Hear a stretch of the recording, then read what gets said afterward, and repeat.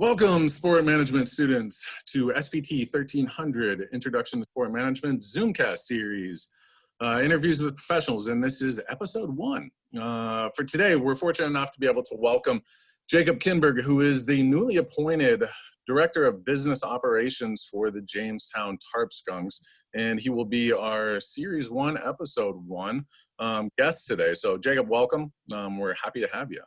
Well, thank you. I'm glad to be here talking to you guys. So these Zoomcast series, essentially, this is an opportunity for us to learn a little bit more about your story, your path, and to kind of inspire and maybe motivate some of the students to see what it took to get where you are today, being a Director of Business Operations for a professional sports team. So if you don't mind, can you briefly, or take some time with it, kind of share us your story on how you got to where you are today? Yeah, certainly. So I grew up here in Jamestown. Been in Jamestown all my life, Jamestown High School. Graduated from Jamestown High School in 2014. And from there, that summer, I took some classes at JCC. And then in the fall, went down to Robert Morris University, which is in Pittsburgh. And I was there for 3 years earning my bachelor's degree. And during that time, I had the kind of unique opportunity to do a lot of things in the sport industry and get acclimated to the professional sport. And, that involving internships, an internship which actually led me to the Bayhawks, where I've kind of had the most experience in my young career so far with the Bayhawks. And I think actually had your class out last year, or that would have been 2 seasons ago now. Had the joy to have you guys out there and talk with your students. And since then, I've been over in Spain. This past year I was in Spain. My girlfriend kind of dragged me over to Spain. I was kind of apprehensive about going. We were teaching English over there.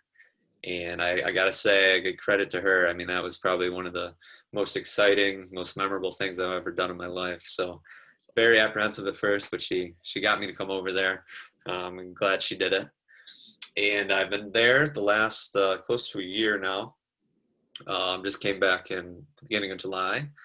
And that's kind of when the TarpSkunks position opened up. And, kind of the timing was right. And I was back in the community, and that kind of leads me to where I am today. Excellent. I have 2 quick follow-up questions with that.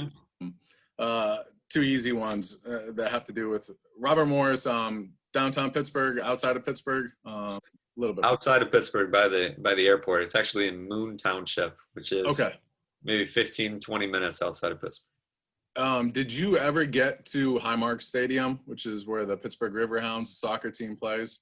A couple times, yes. I coached soccer, women's soccer, for 12 years, and that was where Point Park University would play their home games, and honestly is one of the best, most gorgeous, perfect stadiums I've ever seen for soccer. It is gorgeous. I agree, and the way they don't cover up the skyline view. They're facing the river there. Yeah. The other easy follow-up question is, because I know this is on a lot of my students' minds, and this is a question that they would ask, so I want to do it for them. When you worked with the Bayhawks, G League team affiliate at the time with the New Orleans Pelicans, they would want to know, did you ever have any interaction with Zion?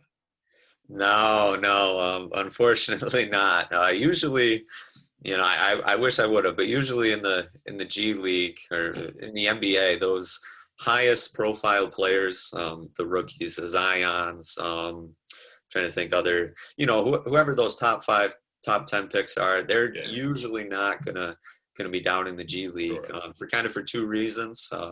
I think most of those guys are already too good for the G League, and secondly, if they're not, and they really are maybe a freshman out of college and they're really developing, the reason they would be in the G League mostly is for rehab, or if they're really just not playing at all.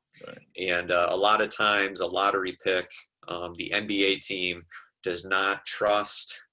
I shouldn't say doesn't trust, but would prefer to have the NBA trainers working with that player while he's rehabbing, instead of the G League trainer who might be a little newer, maybe a little less experienced. So unfortunately, because of that, we're never around Zion, but that certainly would have been cool. Yeah, that would have been very cool. But you guys did have the opportunity.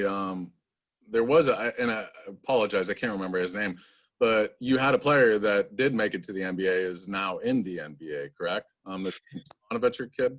Yeah, Jalen Adams. Yeah, okay. Yeah, I'm a big Bonnie's fan, so I was very excited to hear he originally signed a two-way contract with it was the Atlanta Hawks at the time. Yep. A two-way contract, meaning he would essentially play sometime in the NBA and sometimes in the G League. And so we've had Jalen Adams, but we've had kind of several guys. Miles Plumlee, Yeah. Alex Poitras, Seth Curry. There's been just a handful of guys that have come through there, and while I've been there. So the nice thing about the G League is you see, I mean, on that court, there's going to be 5 or 6 guys that either have been in the NBA or will be in the NBA sometime. So it's pretty high level, and you're going to see a lot of NBA guys. I got my first experience with Jeremy Lin for the Erie Bayhawks. He had a little run there. Probably 6-7 years ago. Yeah, well, I think a little bit before Linsanity. I think the next year he might have caught up with the Knicks. Yep. Yeah. All right. So we'll get back on topic with this, but I appreciate those, and I know those are questions my students would love to hear your answers too. When you were at Robert Morris, you were studying sport management? Yes. Yep. Sport management. What were some of the courses, as my students go through the next year, 2 years, they're associates, they're maybe bachelors, maybe one day some of them masters, but what were some of the courses that you had taken that really prepared you for the sport industry and working in professional teams?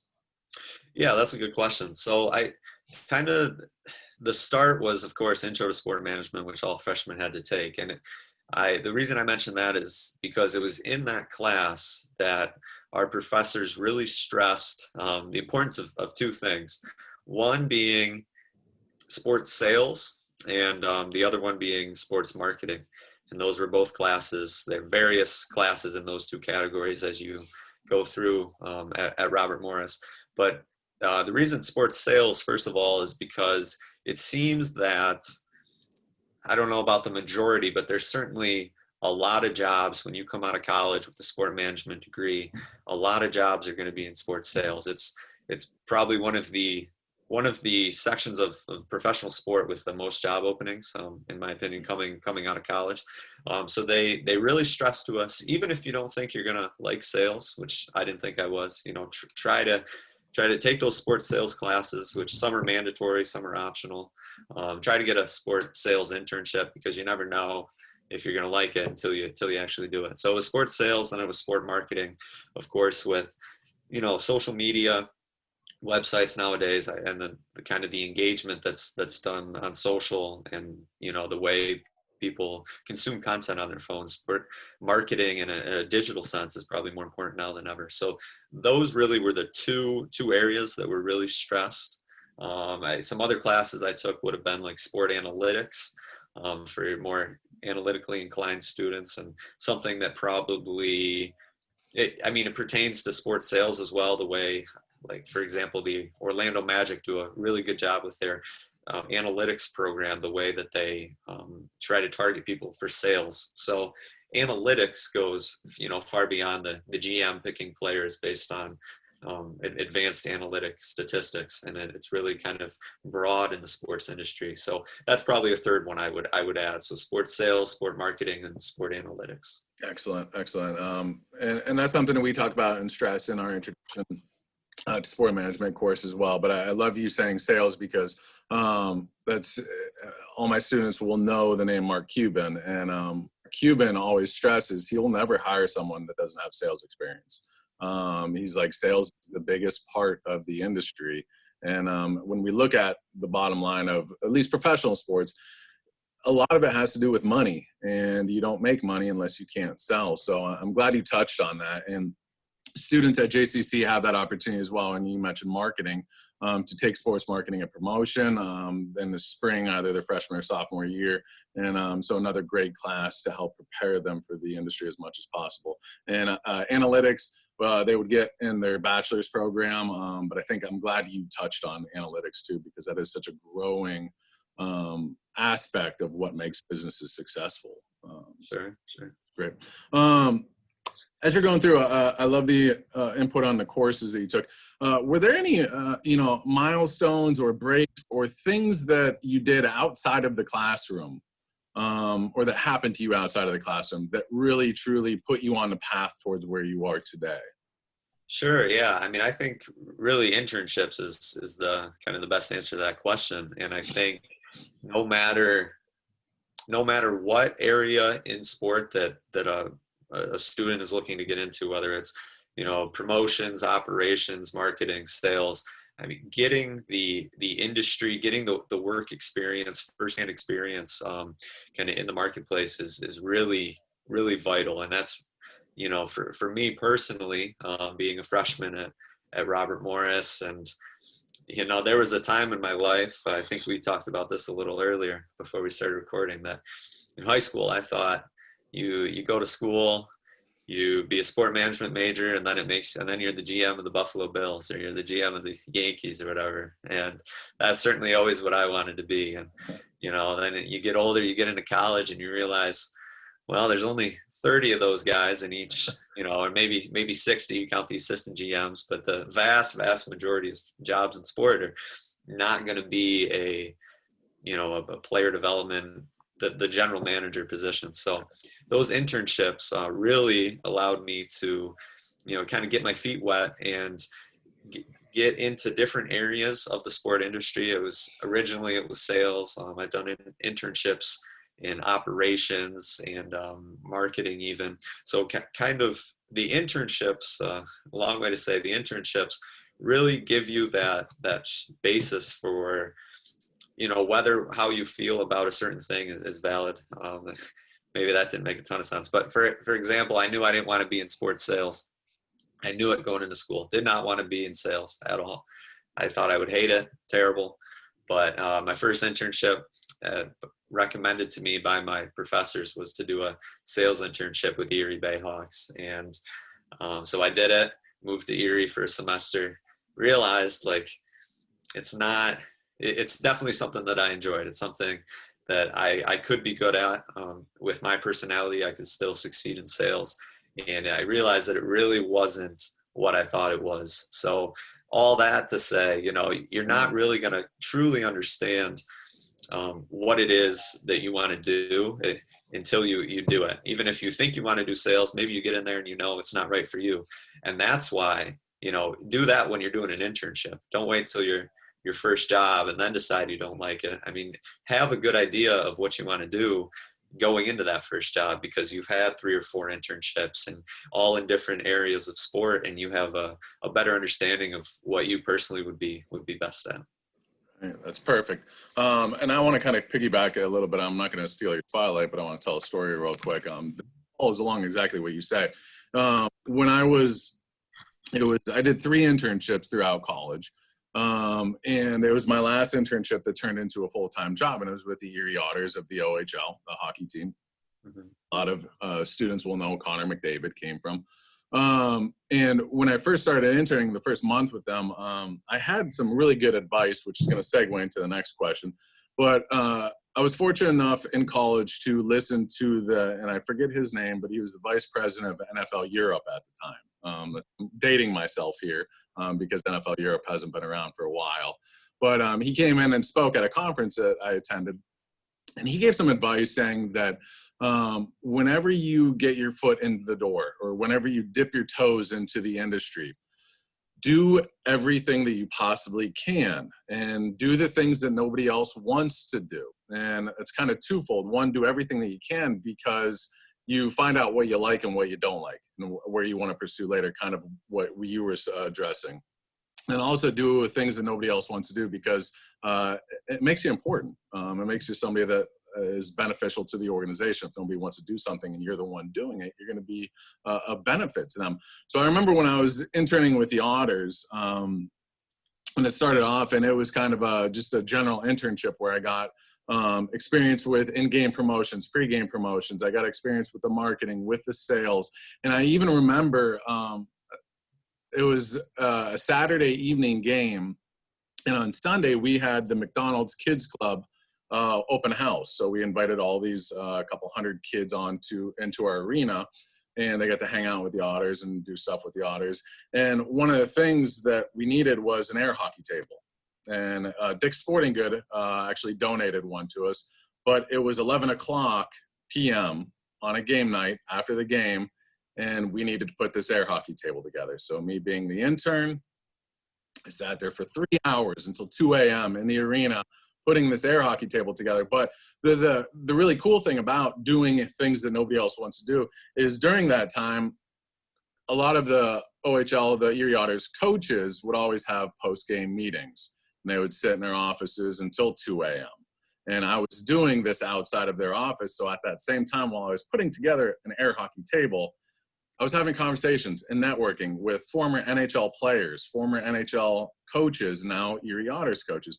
So I love your advice, and it does go into a lot of different things, and really the networking, the being, exposing yourself to so many different responsibilities and jobs that you can find if you like them or you don't, and you can find where you excel. So I'm happy you hit on that. I'm sorry to steal that and tell a story, but it follows with what you were saying perfectly, I think. Sure.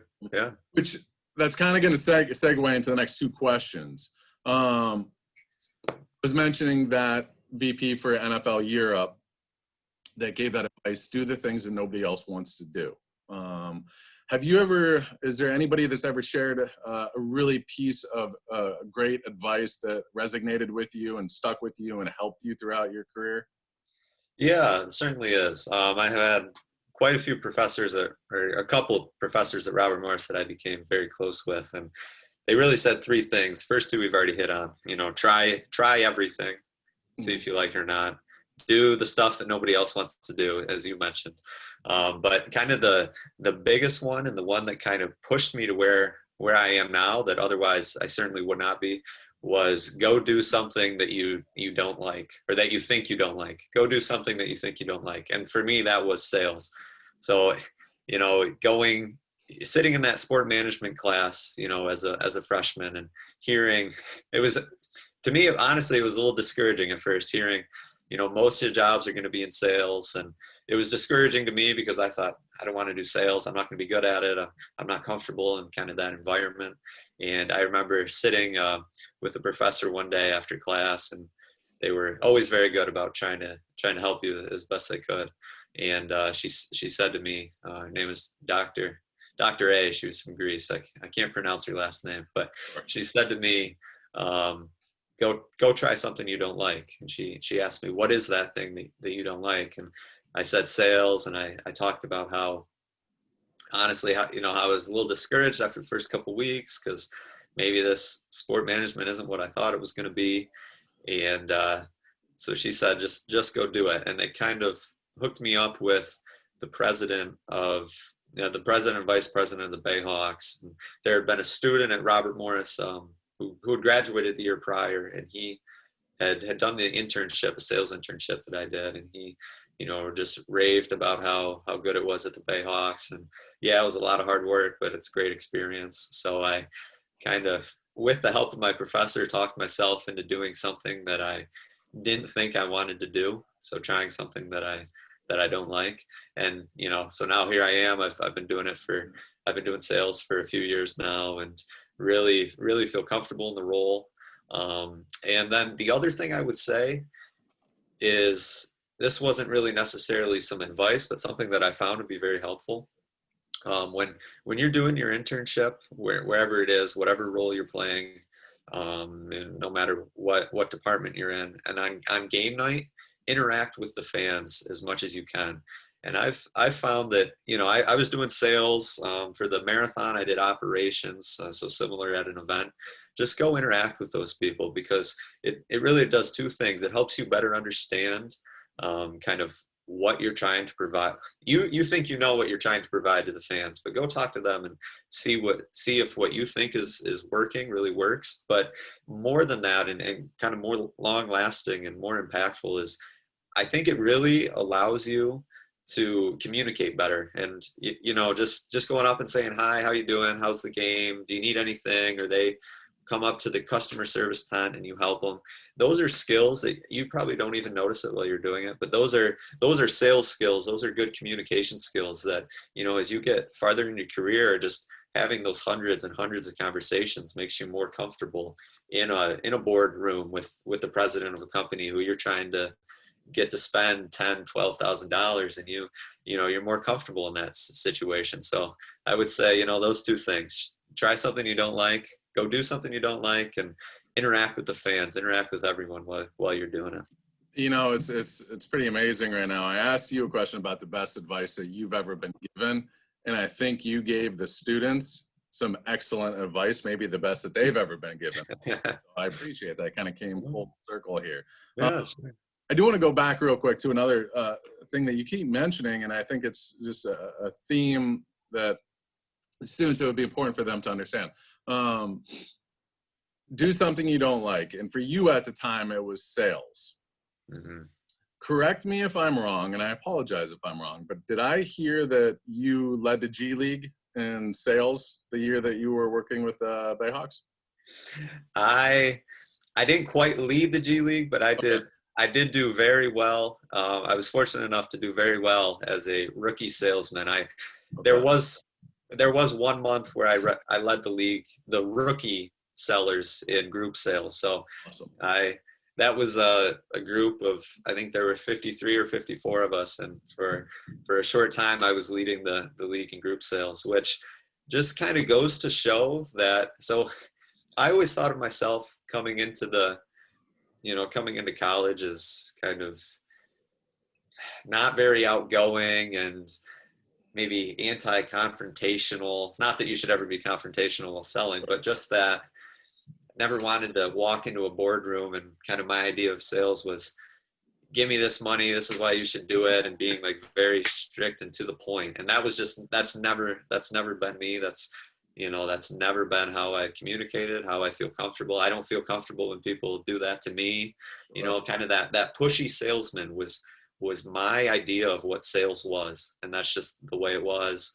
And so getting into that that internship, and then later at the Bayhawks, I realized that my approach to selling is, I'm going to talk to you.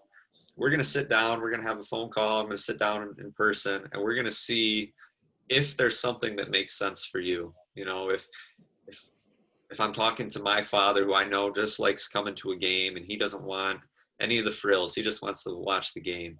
I need to know while I'm talking to him that that's what he likes. And I don't want to come in there and push this group package and this fan experience, because I know because I should know by sitting and listening to him that he doesn't care about any of that stuff. He just wants to sit and watch the game. And so I found that being just, your students probably hear this a lot, but just listening to the person and seeing what they need on the other side of the table. I never try to push anything. I never try to be that pushy salesman, because I don't like that guy, and I try not to be him. But this is a long way of saying that my kind of personality that I didn't think would fit in sports sales, I was able to have some success with that personality, because I think that I think people will appreciate the way, I hope that they do appreciate the way that I approach a meeting or a potential sale, and being okay with them saying no, being okay with realizing that maybe this just isn't a good fit. Maybe Maria Kindberg doesn't care about the Bayhawks, doesn't care about the TarpSkunks now, and she's just not going to go to the game, and being okay with that. But leaving those meetings with kind of the understanding, or hopefully the person across the table has the understanding that, you're there to help them, and they know that I'm not going to, hopefully they leave knowing that I'm not going to screw them over. I'm not going to sell them something that they don't want. So I think that led to some success. Having that understanding, and it worked as a rookie, and it's Yeah. continued to work throughout my career thus far. So all that to say, you know, I think any personality can succeed in sales. You just got to find, you know, what your niche is, what the right fit, the right way to approach people is. And that's probably different for everybody, but I guess it's worked for me a little bit here. That's great. That's awesome insight onto it. And again, that's a phenomenal accolade for somebody that didn't want to really get into sales to 1 month lead rookies in sales from Erie, the Erie Bayhawks, when you're competing against all these much larger markets. Again, it's just kind of a unique story to show that even if you are terrified or scared or not confident in sales, it still could be something with everybody's personality that works out for them, or that they could be beneficial for, and they could find their way to be good at sales. So I love that story. That's an awesome story. Yeah, certainly. And I mean, that can apply to anything. Maybe you take that sales internship and you realize you're not good at it and you don't like it, and that's fine. I mean, you're not going to like everything you do. Not everybody's going to like sales. So just trying it, and just know that the students should know that your personality, you can make your personality work in any job, you know, in any field, as long as you put the work in and you do your best. And there's not like a cookie cutter kind of personality that each job type has to have. So that's something I didn't understand in the beginning, and luckily taking that internship, I kind of found that out. That's awesome. And I think that's going to spur us into our next question here. Is we've been talking a lot about internships throughout this, and the importance of internships for a multitude of reasons, to get those skills, to find out what you like, find out what you're good at, find out what you don't like, to be able to network, to be able to communicate, to be able to get your foot into the door. And I know you and I have had a couple conversations about internships, but I'd like to hear your thoughts on potential internships or class collaboration or anything that you could see as a good fit for the TarpSkunks and for Jamestown Community College's sport management students. Yeah, certainly. I think real quick, I'd like to start with just kind of recapping my time at the Bayhawks as an intern. And, you know, I mentioned that I was a sales intern at the Bayhawks, and that's probably what I spent most of my time doing. But there was certainly, you know, being a sales intern at a organization the size of the Bayhawks, which was, you know, around 10 total employees. I quickly learned that I was going to be, while I was doing sales, I was going to be doing operations. I was going to be setting up the arena before the games. I was going to be doing customer service on the phones and at the games. I was going to help with the social media marketing. I was going to help with, you know, the director of communications that would write up the press release at the end. I would help with that. I would help with game night entertainment, the games on the court and at timeouts, the stuff on the video board. So being an intern, I really believe that being an intern at a small organization, when you're first starting out, certainly is, I think is even better than being a sales intern for the Yankees. Because if I'm a freshman in college and I can be an intern at the Bayhawks, if I'm a sales intern at the Bayhawks, I'm going to do sales. And you're right, it's not going to be the same product as the Yankees. It's going to be smaller scale. But I'm going to be doing the same, I'm going to be learning the same sales tricks, the same sales protocols that I'm going to learn at the Yankees. But I'm also then going to learn how to set up the arena and make sure fan experience is what it should be during the games. I'm going to do all those things that I just mentioned. So I'm going to be doing sales, but I'm really going to learn about the entire organization and the way that operates. And I think, you know, if as a sales intern at the Yankees, as great as that is, and I'm not trying to minimize that, if you can get that internship, you know, and you want to do that, certainly do it. But at that internship, you're going to be doing sales, and that you're going to be probably making cold calls, which everyone has to do, but that's what you're going to be doing the whole time. And maybe you're not going to get that experience with the game day experience or the operations department. So really a smaller organization, getting an internship with that type of organization is really going to help you as a student in your first, second, whatever year you are in college, but I think especially in those first few years, to understand what it is that you don't like and what it is that you do like, and you're gonna have your hands in all those different areas. So that kind of brings us to the TarpSkunks now, and the TarpSkunks again are one of these organizations that I mentioned. We only have a few employees, which means there's a lot of work to be done, and the interns are going to get to help do a lot of it. And it's at the Bayhawks and at the TarpSkunks, I envision it being an internship where you do a lot of work, right? I mean, there's going to be long game days, right? I mean, there's going to be kind of some longer days, and of course we can fit an internship around your schedule and see what works. But my point is, if you're a sales intern for the TarpSkunks, you're going to see and probably have your hands in a lot of other things. And, then you can make a decision about, I do like sales, I don't like sales, I like fan experience the most. And, then as we move through the season, we can, at the TarpSkunks, we'll have the flexibility to kind of put you in the area that you like after having experienced them all. So, I would say we're going to have some sales interns. We're going to have some marketing interns, some social media, very specific social media, but all of those interns will have a chance, as I mentioned, to look into and experience all these different jobs. And I think that we can be very beneficial. We, the TarpSkunks, can be very beneficial to the students and helping them find what they like. And once we do, we can focus them on that particular area that they like and gain some very valuable experience that's going to both look good on a resume and is going to be very helpful, at your next internship or when you land that first job in sports. Excellent. So with all that being said, I think, again, this is an opportunity that could be incredibly beneficial to the students in getting that first foot into the industry and seeing where it takes them and seeing where they can excel.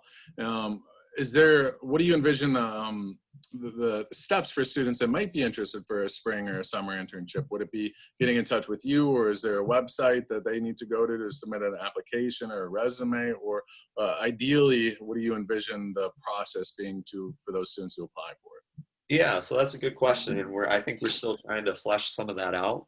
But I know in talking with you that we're looking at maybe this. For some people, I believe you said the spring semester of their sophomore year, and that might be a good fit for people in the front office as we gear up towards the season. And there'll be a lot of work to do, and we'll be doing a lot of different things. But that's not the only thing. I mean, we can have freshmen, no matter what semester you are at school. If you want to come help out and gain some valuable experience, we'd certainly love to have you. We're always looking for people who a smiling face who's going to put in some hard work and is going to gain some valuable experience. So I'm working on the website right now, and how we can have an internship tab, which is currently not available. But I mean, I don't know exactly how you feel about it, but I mean, certainly we'd like to see a resume if we could, and maybe I can leave my email here at the end of this. Maybe that's probably the best way to do it, I would say, to email me a resume. They speak with you and they have some interest, and you can give them my email. And at the end here, or maybe right now, should I just say my email? Yeah, if you don't mind. And I can also put that in the description when I post this. I can put your email if you don't mind. Oh, no, certainly. Okay. So I'll say it now, and then we'll have it in the description. So it's my name, Jacob, Jacob, at tarpskunks.com. And so, so I guess if your students want to send an email with a resume and have an idea of what they'd like to do, I think it's, again, I stressed it a few times, I think it's important that they have a little experience doing everything. But if we get to a point where there's something you don't like, we're not going to, I don't want to make you keep doing that. I want you to find something that you want to do as an intern. So with the small organization, we have a lot of flexibility to create job descriptions, internship descriptions. So I can promise that you're going to get a student will get valuable experience. They're going to find something that they like. They're going to have the opportunity to do the thing that they like, and they're certainly going to have the opportunity to try other things as well. So I envision this, honestly, some people might think it seems a little crazy, but I really believe that a TarpSkunks internship can be the best internship that a student can get I think in the state, maybe even in the region. Because I really firmly believe that you're going to get the experience that you just will not be able to get at a larger franchise. And we're going to make sure we find, what works for you, and you're going to get to experience everything. Excellent. Excellent. That's so great to hear. And I know you'll have quite a few takers on this. And again, I hope we can have students be beneficial to you, and the TarpSkunks can be beneficial for them. This is a win-win. So I'm very excited about this opportunity moving forward for the students at Jamestown Community College and for the TarpSkunks. So I appreciate all of that. Yeah. Last piece and last question. Obviously, being in this new role, or starting in this new role as the Director of Business Operations for the Jamestown TarpSkunks, everybody in the community, people in the area are very excited for baseball to come back, and we're very excited to have it back. If you could, I'll give you an opportunity to pitch what the experience or why we should come out to a TarpSkunks game, or anything kind of open on how you want to pitch them. This is your opportunity. Yeah, certainly. So, it has been a long couple of years without baseball here, and we've excited with the relaunch, the new name, new logo, and everything, TarpSkunks. And so what I'm most excited about coming into this position and leading up until to next season is providing the best summer entertainment in the area. And I really think we can do that. I think there's 4 main segments that we're going to look to attract. You have your typical baseball fan. My father, I mentioned before, is a great example of this. The typical traditionalist baseball fan, who he's going to sit down, he's not going to get up, he's going to watch the 9 innings of baseball. He doesn't care about anything else that's going on. He just wants to see some good baseball. And we're going to have some of the best college players in the country play in this league. And with the player development program that the Secrets of Champions Foundation is bringing to Jamestown, I think that's going to give us a pretty good recruiting edge. So you're going to see, some of the best collegiate baseball in the country. Secondly, you have that, that family of 4 who I was a part of, growing up at the stadium, went to a lot of games, and my mom and dad would go, and they bring me, my brother and me, and, we didn't really, the kids, we didn't really care about the game. We'd watch a few innings, and we'd go run around and look for foul balls or play hot box in the concourse or something. And so we're gonna play the games on the on-field promotions. And so we're gonna have those on-field promotions. We're gonna have things that keep the kids engaged, and hopefully are telling their mom and dad at the end of the game that they want to come back tomorrow night. So those 2 kind of probably your main ones. But then of course you have I know my friends, I probably fall in more of the traditionalist role, but more of my friends, they just want to go somewhere and have a good time, maybe have a few drinks. And so I want the TarpSkunks to be the place to go after work for that drink and some entertainment. We'll have some specials on beer on select nights, and we'll also be doing some other things to kind of get that kind of the fan that maybe doesn't care about the game so much, but just wants some entertainment in the background and wants to hang out with their friends. We're gonna be able to provide that, and it's gonna be the best place to do that in the summer. And then 4th is those families and the families of the players really coming in and making sure that their son is playing at a place that's professional, that's looking after him, and that kind of leads back into the Secrets of Champions Foundation, which is a player development program operated and created by Dr. George Carlo, who's been in the major leagues and the MLB and the other major leagues here for a long time, and really developing the psychology and the nutrition and the player development. And so just creating a very professional atmosphere on the player family side, and then a very exciting atmosphere on the fan side, and just realizing how important it is for I'll categorize us as minor league, even though we're a collegiate collegiate summer league team, but how important it is in the minor league operation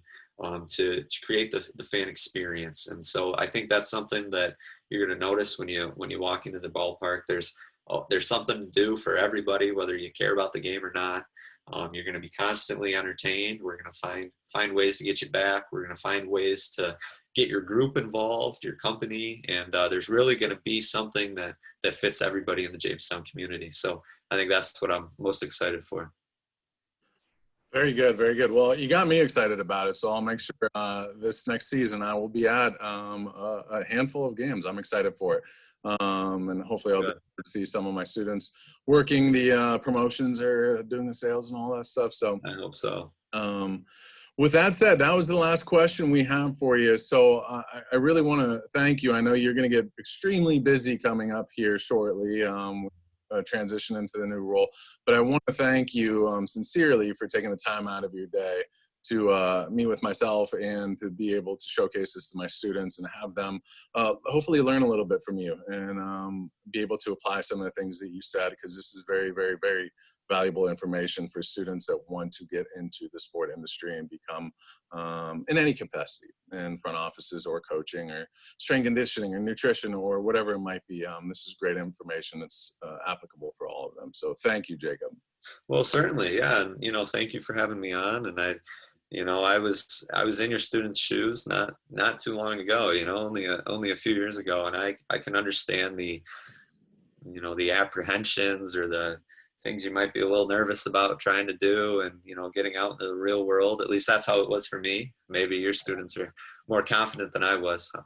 But I just really, I want them to understand that there's a place in sport. You can carve out your place in sport, no matter who you are, and you can find your niche. And I look forward to being able to help some TarpSkunks interns, hopefully JCC students, kind of find that niche. And I think being not very far removed from being in the classroom, that I can hopefully provide some insight and kind of understand where your students are coming from. So again, I really look forward to helping them, helping the students who end up having a TarpSkunks internship. And now everybody has my email, so anybody can email me, ask me a question, even if you don't want to do TarpSkunks internship. I'm still definitely here to help, and I'd love to help however I can. Great. Well, we appreciate it. Again, the time, and I really look forward to the opportunities that could transpire from this. So, Jacob, again, thank you so very much. And we'll be talking to you soon with this. All right. That sounds great. Thank you.